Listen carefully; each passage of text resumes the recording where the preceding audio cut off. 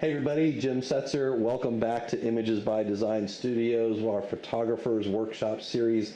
And today I decided, I pulled an audible. I didn't do a poll this week because of something that happened last week. Somebody tried to scam me.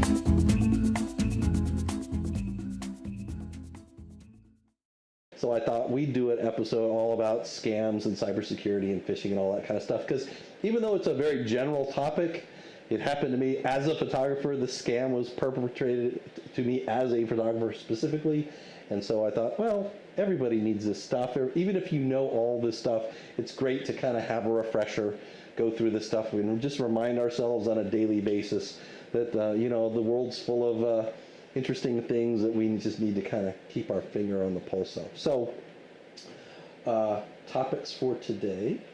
Click. There we go. Obviously, like always, welcome and introductions. I'll share the experience I had last week that brought this on. We'll talk in general terms, what's a con, dig into cybersecurity a little bit, some just general cybersecurity concepts. We'll talk about phishing, spearfishing, whaling, social engineering, and the usual Q&A. And of course, if I have probably forgotten something, because like I said, I put these slides together about an hour before everybody shows up.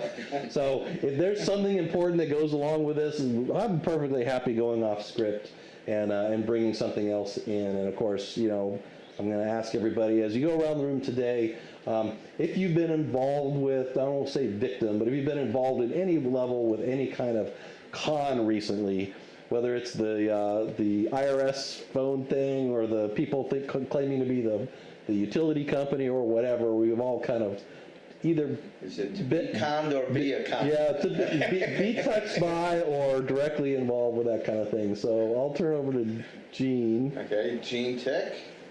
Actually, I get a lot of course, emails, and I always wonder what they are. As a photographer, there's always somebody who wants your business. They want you to submit your photos or do this, and we'll help you do this. And many times we don't know, what they're all about. You try to read reviews, and then it says scam or don't do this, or join this group and this, we'll publish your photos. So I get them. It's like every day you get some type of offer, and unfortunately you have to cipher through that, and that's a problem. Yeah, takes a lot of time. Luckily, I haven't been involved in any, so nor have I scammed anyone. But no, I have not had that. I mean, on other instances, like with Craigslist and all, you get those calls. I'll send you a check, and I'm sure you're going to bring things like that up, but not as a photographer. Great. How about you, Tim? I'm Tim Hennis. I don't do photography professionally, so I haven't encountered anybody trying to scam me as a photographer, but I do IT for a living, and so I try to keep up to date with what's going on in the realm of computer security, at least. And I've seen scams in other areas try to be pulled on somebody, whether it's a friend of mine trying to sell a car and somebody wants to give her the big check, and you send me the title and the remaining cash. And yeah, right. Needless to say, the check was a forgery. Sure. All right. William Britt, and I'm an amateur as well, so I'm not in dealing with it as a professional, and so I haven't dealt with this. And the key word here is yet. Exactly. A little bit of extra information will be helpful. They'll find you. Yeah. About 2 weeks after I signed the lease for this studio and had the utilities turned on, I got the we're from the power company and you're delinquent on your bill and you got to come, load up a bunch of gift cards and meet my guy, or we're going to turn your power off. And that one was a really obvious scam. I don't think Dominion Power, they call themselves Dominion Energy now, is all that interested in getting a whole bunch of iTunes gift cards as payment. So it was pretty obvious. But I wanted to share the story about what happened to me late last week and the fun I've had with that over the weekend, because You know, it's something if you weren't really careful, you could, as a photographer, even as either an amateur or a pro, it doesn't really matter what you do or what part of photography you're at, anybody could fall for a scam like this. So I thought I'd just kind of bring it to light. It started with a text message with somebody saying, hey, I want to hire you for photographic services, and an email address. Now, that's not common, but it's not completely unusual. I get referrals from clients, and maybe they only had my phone number handy and handed it to them. I get referrals in a number of different ways. So that in itself didn't set off any alarms, and they added an email address. So I wrote back a nice email. Here's some links to my portfolio and my pricing page, blah, blah, blah, blah, blah. The very next message I got back, though, was YouTube. But basically it said, hey, we want to hire you to do this 2-model photo shoot, and it's for this website, this multi-brand website, and you're going to have 2 models and 2 outfits. It was very, elaborately constructed description of what the shoot was all about, and they were going to pay $700 deposit and the $1,500 balance after I shoot 30 pictures of 2 models and 3 outfits and blah, blah, blah, blah, blah.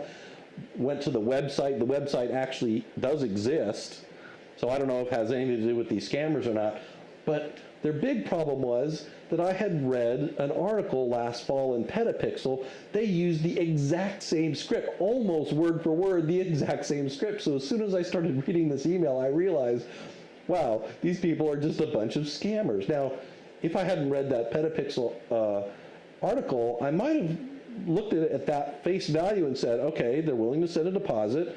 This is who I'm supposed to contact. These are the models, and this is the balance that they're willing to do. I do work for association magazines. I did 2 this month for 2 different kinds of industrial associations, and they were relatively similar kinds of arrangements. So if I hadn't already seen that was a scam script, I probably would have kept going with it. But at this point, I'm like, well, I could either just blow them off, or I can play along a little bit. Let's see what happens with these people. So so I responded back saying, hey, sounds interesting. That's right up my alley. Blah. I do this kind of work, no problem. And so the next thing, they're like, oh yeah. And the second big mistake, other than not changing the script, the very next email they revealed the scam. Oh, we're going to actually also send you the money for the modeling agency, and we want you to turn around and pay the modeling agency out of this additional money, right? So most reasonable people at this point realize it's a scam. And then they had a lot of other problems, like they were repeating themselves in text messages. They would send duplicate emails. So obviously they're just doing this in bulk, and they're having a hard time keeping up with all of their patsies, and so so by Friday it was really obvious that this thing was out of control, and I was just about to just kind of pull the plug and walk away, and then they said, your check is in the mail, and here's the FedEx tracking number. And I looked at it, and it was a real tracking number. So Saturday, here's a check, shows up from some poor mule in Arizona. I'm not going to say the name. So I'm thinking to myself, well, here's the only person in this scam that may actually ever get caught is this poor mule that's probably doing piecework. They have no idea what they're doing is mail fraud and a felony until someday maybe an agent's going to knock on their door. Anyway, so I picked this up on Saturday. I'm like, oh, this is just beautiful. So I played along with those for a couple of more days. They were very adamant that I cashed that check right away, that I deposit that check right away, right? Because they want to turn that around and make sure I send money to that fictitious modeling agency, and there it is. So I strung them along all through the weekend. Oh, I don't have access to ATMs, and I can't use my web, I can't use my smartphone app, and blah blah blah blah blah. Even this morning, they were like, "Have you had a chance to deposit that check?" And my last response was, "Well, I dropped it off." Well, what do you mean by dropped it off? Well, I dropped it off at my local cybercrime division in my local police precinct to go along with the FBI report that I've placed, and blah, blah, blah. I just kind of laid it out on the table, just told them how dumb they were. I said, the only person I feel sorry for is this poor person in Arizona that you've duped into doing this work, because they're the only person that, there's a paper trail too, right? It seems like a legitimate address on a legitimate street in a legitimate city, but obviously the check is bogus and everything else about it is just ridiculous. So anyway, it got me thinking, it's like, there are probably people around that could fall prey to something that people do all the time. Obviously, if they're still running this same script, it's successful. And even if it's 1 out of 200, 1 out of 500, whatever, 1 out of 1,000 people, I thought, well, at the very least, I'll bring this up again. I'll share this experience with what I bumped into, just in case anybody I know or anybody is watching this on YouTube runs into the same scam. You'll be a little bit aware. And from that, I thought, well, let's go ahead and just make it a topic of conversation for one of these workshops, because it's not a bad idea to kind of review these kinds of constructs and concepts, because, well, they're all around us every day, and let's talk about them a little bit. It's interesting you said that, because something popped in my mind. It's so long ago, but I got an email from somebody, or maybe it was a text, I don't know, it's a long time, and I didn't think about it until you said it. Somebody wanted to hire me for a wedding, and I was like, wow, this is like years ago. I hadn't really done weddings, and I was like, this is really cool. Yeah, we found your website, and I'm like, wow, that's great. My website got found, and they're going back and forth, and that they want to hire me, and then I was like, well, where is this phone number that and I'm like, so I send it back to him. I said, well, this sounds really great. I'm really impressed. Thank you for finding me. Do you really want to hire me? At that time I was living in Pennsylvania. The phone number was from Alaska. I went online, and all of a sudden I said, why me? Why do you want to hire me from Pennsylvania? You're going to pay me all my travel. And that was the end of it. Oh, yeah. Yeah, but I didn't think about it until you were saying this. And I was like, you get your hopes up, and you work real hard as a professional to do something, and then somebody wants to pull that. Yeah, for about 7 minutes, as I began to read that, I'm like, oh, that's a pretty lucrative Oh, yeah, I see that. I would love to fly to Alaska. Yeah, no kidding. All expenses paid. Yeah, destination shoots are fun, right? That's what we all dream of. People hire you to fly all over the world and take beautiful pictures in exotic places, right? That's what we all like to do. Yeah, no kidding. All right, so anyway, moving on, obviously, so what's a con? What is con? It's short for what? Confidence. Confidence. It's short for confidence. It's basically, the whole concept is they build false relationship of trust with you to the point where you're willing to separate you from your money. That's what they're trying to do. Every con out there only has one goal: separate you from your money. Whether it's identity theft, they don't care about your identity. They care about the ability to get to your money, right? Every con out there is all about money, and that's what they're all about. Regardless of what it is, it's all about that. Most cons these days, just in the day and age we live in, are all about cybersecurity. So I thought I would touch on a few of the basic cybersecurity fundamentals. Now, we could make an entire 2-week-long seminar conference out of all cybersecurity principles. I promise it won't take that long, but I thought I'd just touch on a few of these because I thought it was important, whether you're an individual, a small business owner, a corporate executive, to kind of just touch on a few of these cybersecurity principles, because you really do need to think about them on an ongoing basis. First of all, who all has a firewall in their domain? Your home or your workspace, or everybody has a firewall. Mm-hmm. How effective is it? Yeah. You're in IT, so you probably, at least when you set it up, checked out the logs maybe for a little bit. Do you check them religiously every week? You check how about you guys? Do you ever check your firewall logs to see who's knocking on the front door? No knowledge. Yeah, no knowledge. And you're in the vast majority. Most people think, oh, my internet service provider gave me a router that he said there was a firewall in it, so I'm good to go. And for most intents and purposes, that is a really false sense of security. They rarely change the default admin username and password, so even if they come out of the box not intended to be accessed from outside, there's a lot of people that can do it.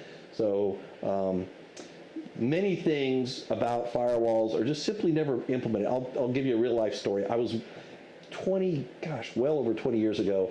I'm not going to say what branch of the government it was. I was working for a private company installing firewalls for corporations that were getting connected to the world, and the DoD facilities were no different.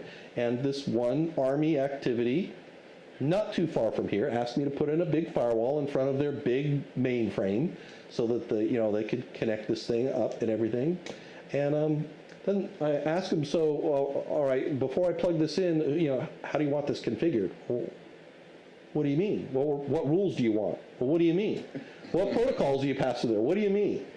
They literally they thought it was like a fire extinguisher. You hang it on the wall, and you've met the requirement. And they had no idea that these things need care and feeding. Firewalls out of the box, they're just, they're perimeter defense devices. They're like the lock on your front door, right? They could care less what's going on inside your environment.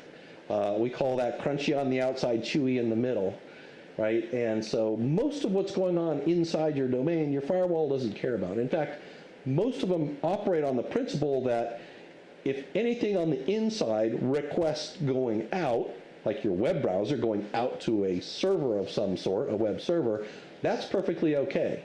It generally will block a web client coming in to talk to your web servers. How many web servers do you have in your house?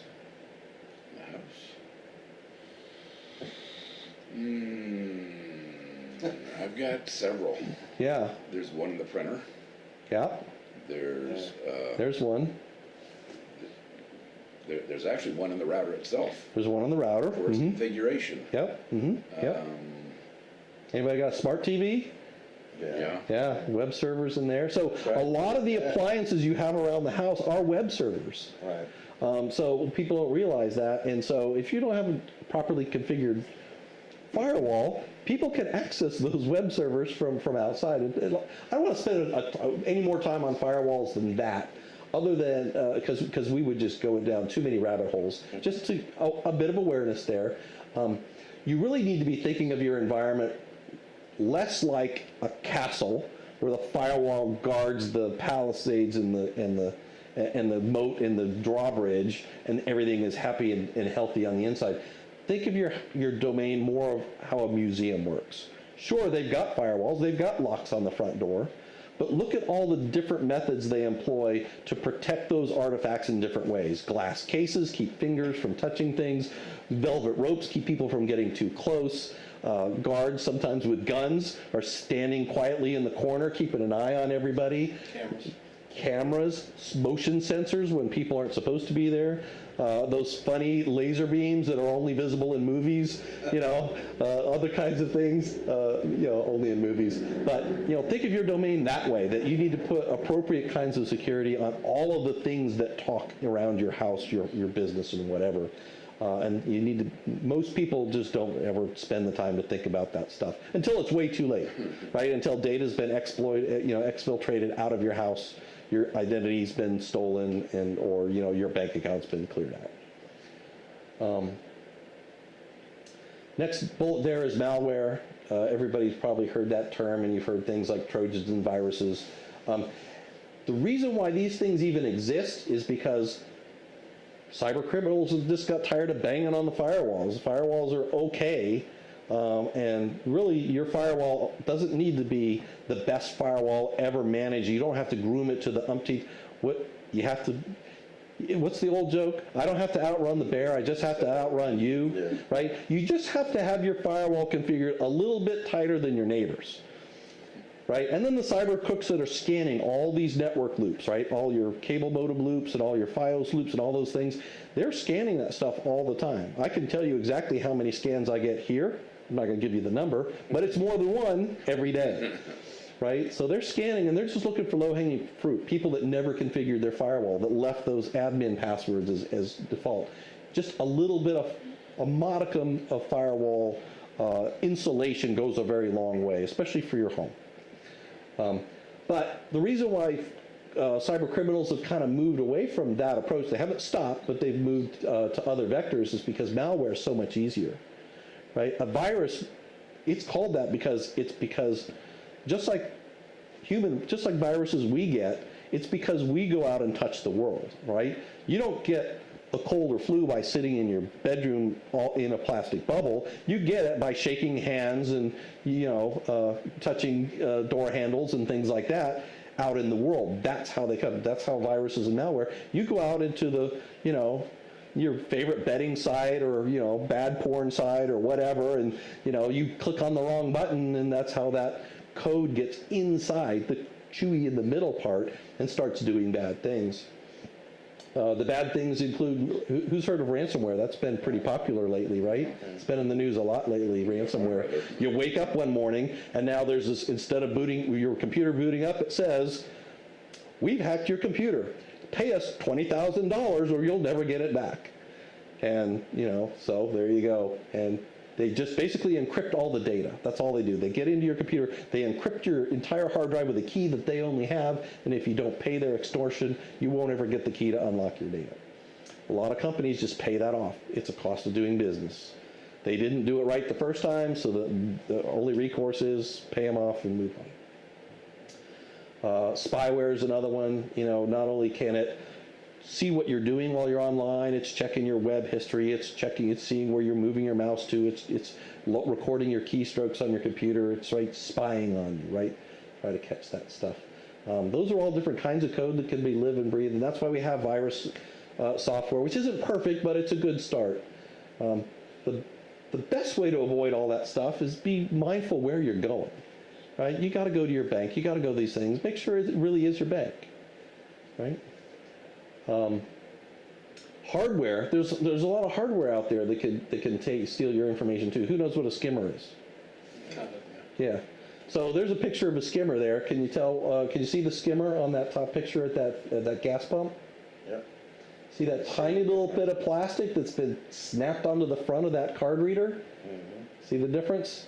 Looks like it belongs there, but some guy in the night just walked up and went, stuck it on there, and he'll come back in a few days and he'll pop it right back off again with all the data he needs. Now, two things. One, while it's swiping your card and the real magnetic reader reads your credit card information, it's doing that. But look at strategically that little piece of plastic. Why is it sticking out that far? Because if we look to the other side, there's going to be a tiny little camera there because it needs what?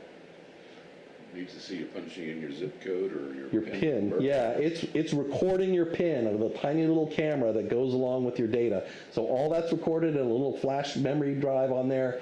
It's all very brilliant. So especially when you're out in public ATMs, gas pumps, even a lot of retail, cash register, point of sales terminals. Be mindful of anything that seems out of the ordinary. Some of them are just brilliant. The glowy green plastic bezel, and you snap on another glowy green plastic bezel, and the only way you can tell is it's slightly dimmer than it should be. Some of them are brilliant. And then keyloggers. Who's ever used a hotel business center? Oh, Check your airline flights, anything like that? Have you always followed the keyboard cable down to make sure that only the keyboard plugs into the computer and somebody hasn't added something like that little dongle there in between to log all your keystrokes, including your username and password to, I don't know, maybe your bank?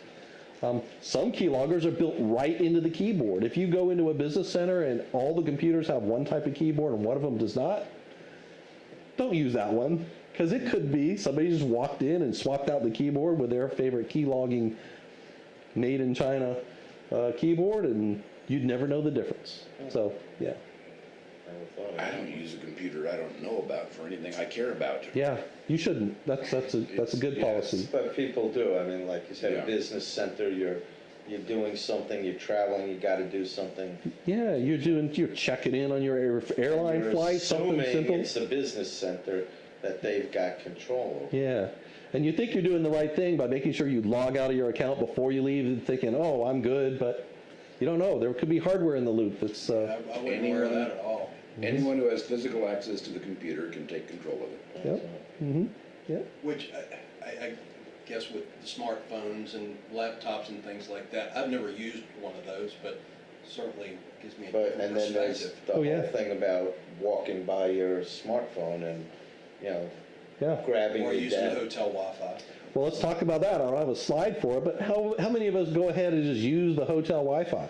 Or what looks like it's the Yeah. hotel Wi-Fi. Well, it could be legitimate hotel Wi-Fi, but guess what? Yes. I assume it's compromised. There's a Yeah, there's- disclaimer on those Yeah. that Yeah. public and anybody can yeah. get right into your system. Yeah, it's a switched infrastructure like anything else, but guess what? The Wi-Fi, the wireless part of it is not switched. Those airwaves are bouncing all over the place. So anybody with a scanner can be scanning all the wireless signal that's coming through there.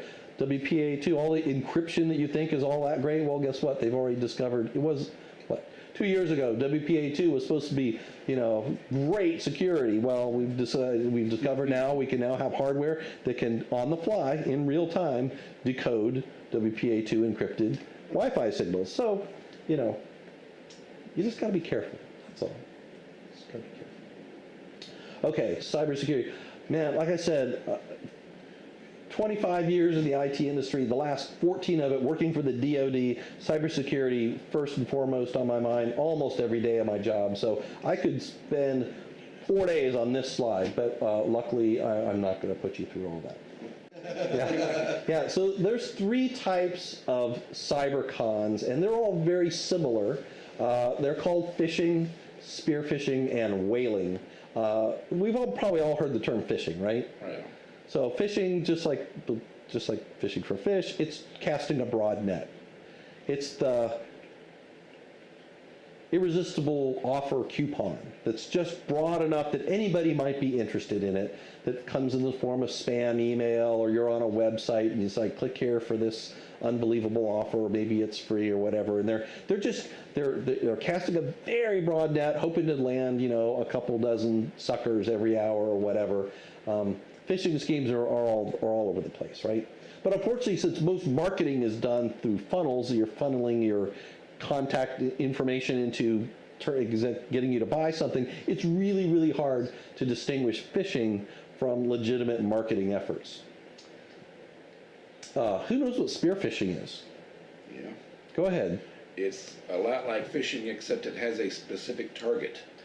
Whereas regular phishing, they're just trying to get somebody to respond to these emails they're sending out. Spearfishing means they're looking at you and they find out what they can about you. They put your name in it. They put whatever they know about you in it, where you work. It's tailored for you in particular. Right. They're using what they know about you against you to build that level of trust. To the point where it could be something like, I don't know, you complained about Bank of America's service. Now they know you are a Bank of America customer. So the next thing you know, you get this email from Bank of America with Bank of America headers and Bank of America email address and Bank of America logos, and it looks very legit, that says, hey, due to security compromise, we need you to go in and reset your password. Click here. And when you click there, you go to the Bank of America website for logging in, except it's not. And the only way you can tell is carefully look at the URL and make sure it says www.bankofamerica.com. There's a single character missing or added or changed around. It's very, very subtle. It's a beautiful science, because what they do is they go and they scrape the entire legitimate website, reconstruct it with a whole new bogus domain, and if you're not really careful, they'll get you in. And then once you've typed in your username and password to go in and reset your password, well, now, moments later, by the time you've logged in, your checking account is a zero balance, because they're that good at it. So that's spear phishing, and that's something to be aware of. And you're right, they'll use any bit of information that they know about you to come off as a friend or a business partner or a utility or whatever. Whaling is just spear phishing for executives, right? They are targeting high value targets. People with expert knowledge in something. Maybe it's a DoD employee with a high level of clearance, or it's an IT person in a Fortune 500 company that may have access to sensitive information. So they're going to highly target those whales for very specific purposes. And it's usually with whaling, it's not necessarily about money. It's usually about corporate espionage. They want intellectual property. Now, they still just want money. They've been hired by some competitor to get the intellectual property. The people that are actually running the exploit just want to get paid by somebody. But yeah, so that's called whaling. Anything else on those topics? No? No? Are you going to cover spoofing later? No, because those are just different kinds of ways that people can, because you could, I mean, again, back to that other thing, you could talk for 4 days on firewalls and denial of service attacks and things like that. You could talk forever about email spoofing and other kinds of address spoofing, but, that's almost too down in the weeds for, I think, what we're trying to accomplish here. You and I could have this conversation for days, I can tell. But yeah, so just the mechanics of what all we're talking about here go into a lot of gory detail, and it's really pretty brilliant what some of these people can pull off with rootkits and really amazing how they can hide their tracks. And it's all about lateral movement once they've infiltrated a domain and all that kind of stuff. So yeah, it's all neat stuff. Okay, so what if your adversary out there can't get you with cybersecurity means that we talked about in the last slide? They may employ any one of these human-based social engineering methods to garner more information about you. Whatever you say on a social network, somebody could exploit against you. Something as simple as, gosh, can't wait, we're getting on a plane to the Tahiti for the next 2 weeks. Well, guess what you've just said? My house is unguarded for the next 2 weeks. Oh, really? And they may even pull up and literally just stay there for a couple days. And if the neighbors ask, it's like, oh yeah, they asked us to watch the house while they were on vacation. Oh, didn't say anything to me. Well, Bob and Margaret, their dog Whippy, blah, blah, blah, asked us to change, they're going to have all kinds of information about you because whatever you say on social media, they're going to internalize that, and they're going to be your best friend from college by the time they show up at the door. It's very important what you watch what you do and say on social networks.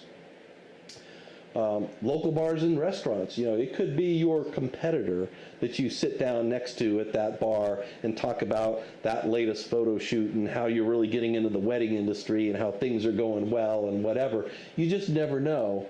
And just kind of be mindful, like what you share with, not only what you share with strangers in a conversation, who's in the booth behind you. I can't tell you around here, we live in Hampton Roads, very large DoD community here. And I can't tell you how many times I go in a restaurant and I hear OPSEC violations, operational security violations. People behind me, they're in civilian clothes, but I can tell that they're uniformed service members, and they're saying things they shouldn't be saying in a public forum. It's not that it's classified information, but it's sensitive, right? It could be that one piece of information that someone's looking for. Yeah. To most intelligence communities, that information has become far more valuable than trying to exploit classified information. If I know where the Army is shipping toilet paper next week, I can pretty much be assured where I know troop movements are going to happen. An Army crawls on its stomach, right? And that's follow the trail. If you hear people talking about homecomings all the time, ships coming in.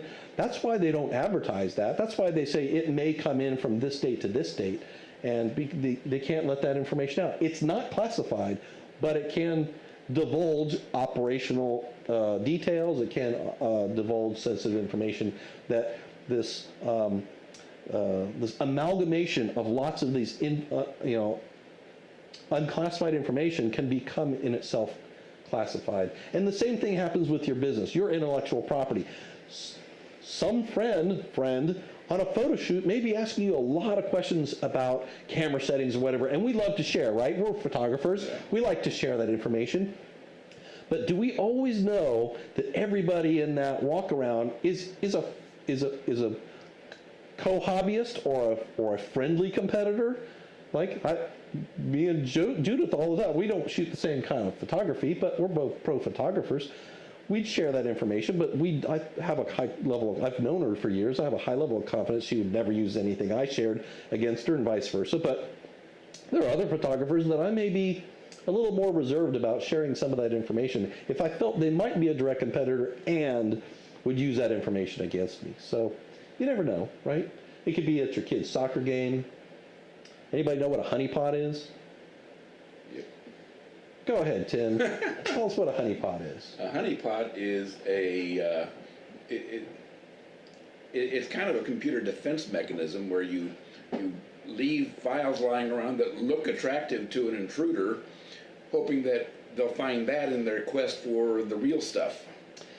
Yeah. And a lot of times you can, if you see things that were in your honeypot show up somewhere else, then you know they've gotten into that.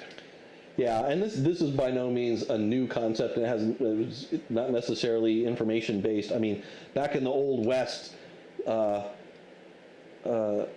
tribes would leave overturned carts, and when people would walk by and say, "Oh, look, somebody's, this cart's, these people have been ambushed, but they've left all this food there." You go down to get the food, then they ambush you, right? The term honeypot comes from the old intelligence community concept of, I want to get the intelligence out of this person. I'm gonna set him up with a gorgeous woman that somehow magically he met at the bar and is really interested in him. Way above his fighting weight, so to speak, and that relationship blossoms to the point that he starts divulging things that he shouldn't to this person, and so it could be a human thing, it could be a computer thing, it could be other things. So honeypot's a pretty general term. And now behavior and big data. Who out here has ever search for anything and then 10 minutes later you get ads for the thing, right? That's big data. I mean, anybody here know that Microsoft is not a software company anymore? They're a big data company. Why do you suppose Windows 10 is free? They're no longer in the business of producing software. They're in the business of collecting data. Amazon, in the business of collecting data. IBM, all these companies have converted themselves into data collection, data mining, behavior gleaning engines for us to drive our behavior, to buy stuff, to do things the way they see the way those machines believe we want to behave. And so it's amazing. Anybody know that in Boynton, Virginia, Microsoft has a data center with 2 million computer cores in it? Boynton, Virginia, or Route 58, out in the middle of nowhere. It's an amazing facility. I've walked through it a couple of times. It is phenomenal what they do. Anyway, and that's one of 20-something. They won't divulge how many around the world they have, nor should they. But Amazon Web Services, Microsoft Azure, all these big cloud-based services, they're all highly distributed around the world. They're massive, and they crunch through numbers. Every Google search you did, every Hey Alexa you ever did, all those things are all recorded. They're all shoved through these giant machinations of these engines and out. So all your behavior is subject to all this stuff. You get those ads when I'm looking up more camera equipment within, like you said, within a minute, right on the side. "Oh, are you still looking for?" I'm like, wow, I just did that 5 minutes ago. And Yeah. you're right. That's how quick it is. Right.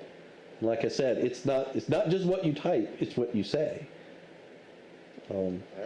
So be mindful. It's just, I don't want to, claim 1984 here, but it is the world we live in. And so you just need to be mindful everywhere you go, everything you do. Just pretend you're being recorded like we're recording right now, because this is really pretty close to where we are. Being recorded now? Yeah. Yes, we are. You consented to that when you sat down in that chair, Gene. All right. So the takeaways, like I said, be ever diligent. I mean, just assume, I don't want to say assume the worst. That would be a bad way to live. But just be mindful that, these things are the world we live in now. and the game keeps changing. Just don't assume if you think you've got your handle on the world as it is in cybersecurity and the way the cons are run today, that it's going to be that way in 5 years. It's just not. It's the world keeps changing. So, keep your finger on the pulse. It doesn't hurt to be on a couple of different blogs or forums or things that kind of talk about this in general terms. And, keep your head on a swivel. Wherever you are, be mindful of what's happening around you. So. It's amazing just how many people don't even run antivirus software. Oh, I know. Spyware, or malware. I have 3 different ones on my computers, and it's amazing. You run one, which is supposed to be really good, and then I follow it up with my spyware, and all of a sudden it says, these are found. Well, wait a minute, this one didn't find. So people also have to realize that one will find certain things, and then the spyware finds another, and then you run your malware, and all of a sudden it finds these others.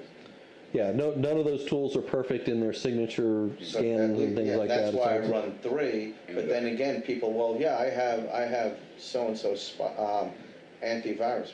Okay, is it running? I don't know. Or did you ever update it from the free version that came with your computer? Because you don't realize it. You have to pay to keep these definitions updated. Like I said, it's ever changing. Right. New malware is being invented or derivations of malware is being invented every single day. So these definitions need to be kept up. And guess what? That's a pay service.